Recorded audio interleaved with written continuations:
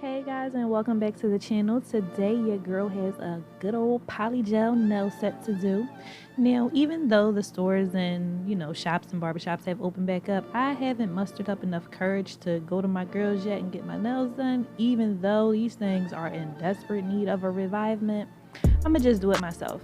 But here you're gonna see me prepping my nail, which is a must. First, I didn't record me pushing back my cuticle, but it's a good thing y'all didn't see that because that shit was horrible.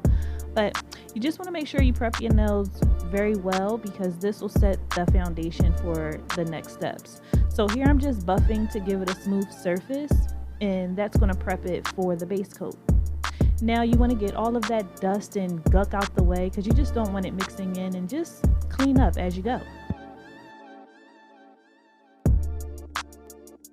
Okay guys, now introducing the foundation to get all this shit going. So these are called dual forms, nail forms, one of those forms. So these forms right here, they basically just pave the way for you to be able to shape your own nail.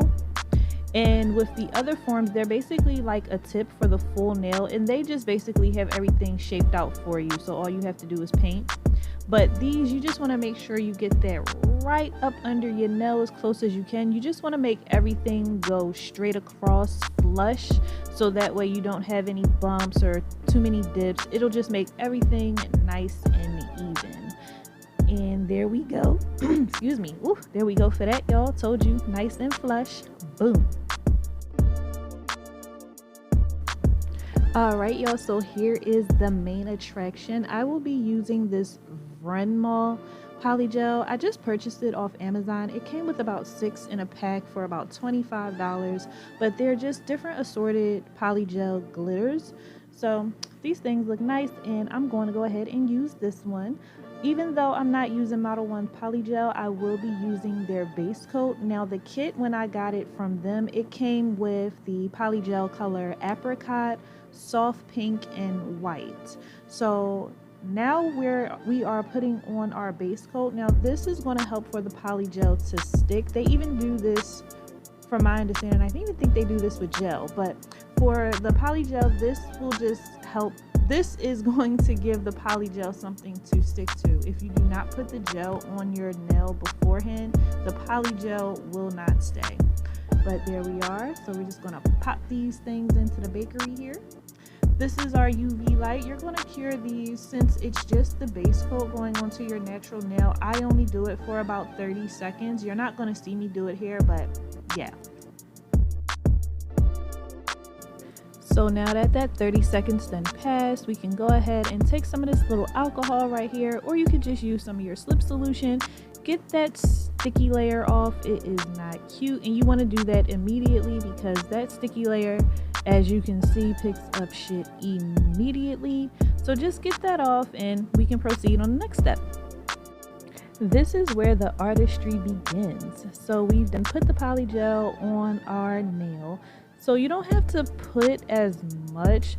This is the part that I'm struggling with, putting too much or putting too little.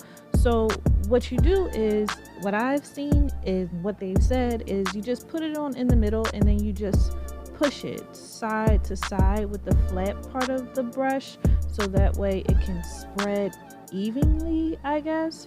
But that's what they say, and that's what I'm doing here. You want to make sure you push down far enough to where as though you're not touching the skin, but you're like just right there. You're like close with no cigars. And then also you want to make sure those little corners right there where the nail and the gel, well, where the nail and the polygel meet, you want to make sure that that point right there has a nice bit of polygel, because that's where the stress of the nail is going to be. So if you hit anything, if it's not enough right there, it's going to come right off. But if you give it a nice bit of amount of polygel, it should be sturdy enough and hold up, be too legit to quit.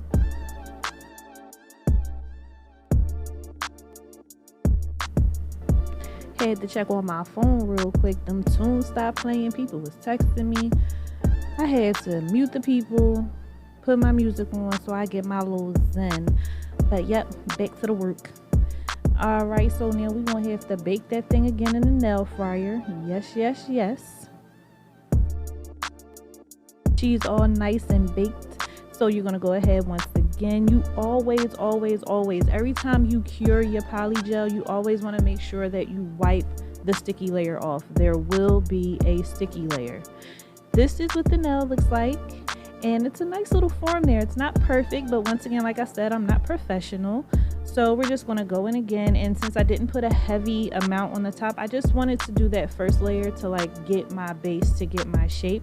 So now I'm going in and just doing it again, and I'm going to level it off.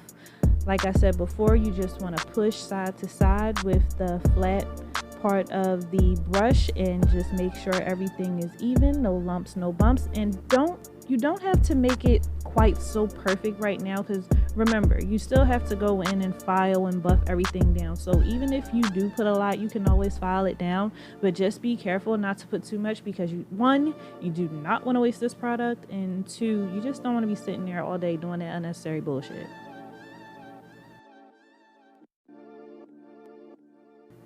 So we're going to put them things back in the oven so they can bake.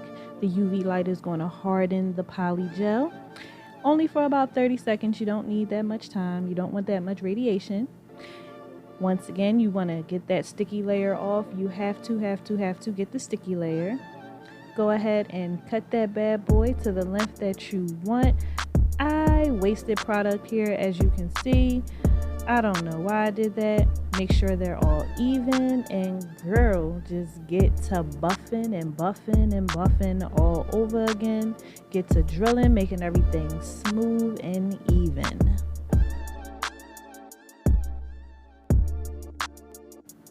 Okay people, so that one is all nice and done in shape. So we're just going to go ahead and do the same thing that we did with them Jones to these two boys right here. Get your nail forms. Put the polygel on top, not such a thick layer, because you just want to make your base, have your shape going, you know, get it going with the other one as well, you know, not too much down to the skin, just close enough. Put them in the baker once again, let them things bake for 30 seconds, let them get hard. There you go. Now we can get to wiping it off. Oh wait, the underbelly, I forgot all about this part, y'all. Because the UV light won't be able to penetrate all the way through, sometimes you might find some polygel that's not all the way hardened. So you just go in, fix that up, and then you just UV light that, get that all hard, and just continue on with the process.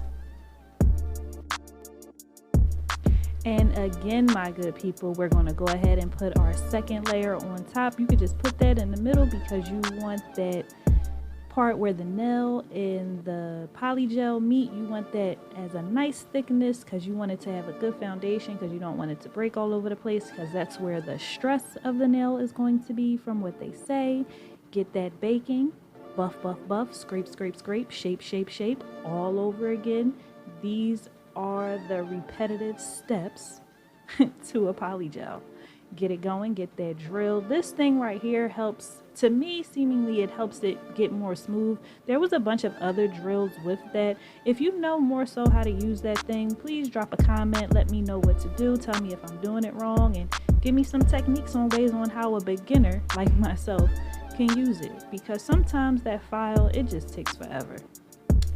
But yep, once again, the repetitive steps. See, had to go up under there again because it didn't get all the way through. We want to UV like that, get it hard all over again. Telling y'all, it's the same thing over and over and over. But it's pretty cool though. Clip, nice and short. You don't need them too long. Alright y'all, these are the last two.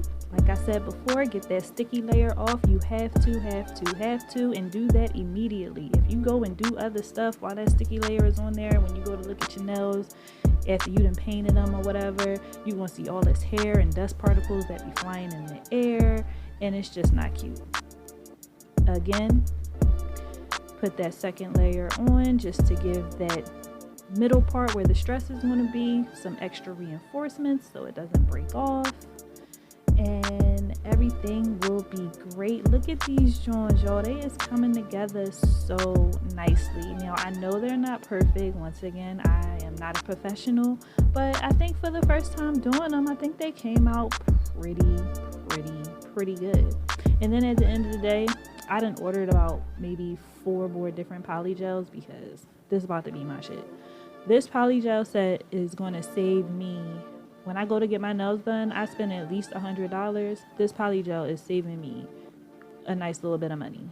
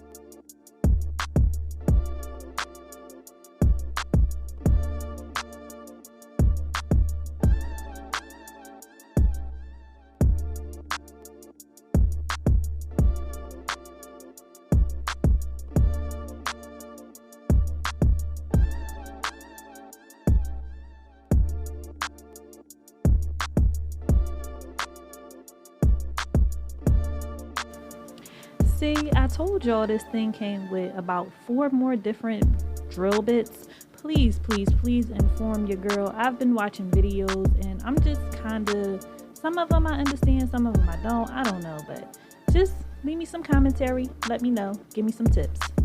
All right, and this is going to be the last step right here. This is the top coat. I've always wondered what makes the top coat different from the base coat. I mean, if the base coat is something that's going to help the polygel or the gel stick, what does the top coat do? Why can't we just use a top coat for both? But who knows? I don't make the rules, but I follow them. And guys, do you guys see these things? They are bomb AF. Your girl may never go back to the nullery. Say no, y'all know I'm lying. But yeah, y'all, they came out real nice and pretty, and they look good for a person that's done this for a first time and that's not a personal nail tech. Oh, almost forgot about this cuticle oil. I just got this with my BoxyCharm. Oh my goodness, it is a milk and honey cuticle oil, and let me tell y'all, this thing had my cuticles like, them things was thirsty, and it quenched it. Yes, boo, yes. And it smells good too. But look at these things, guys. Thanks for tuning into my channel. Thanks for coming back and watching me. Please leave a comment. Let me know what you think. Give me some tips and tricks on ways I can improve my skills. But like I said, again, thanks for stopping by. I'll keep them coming. See you soon.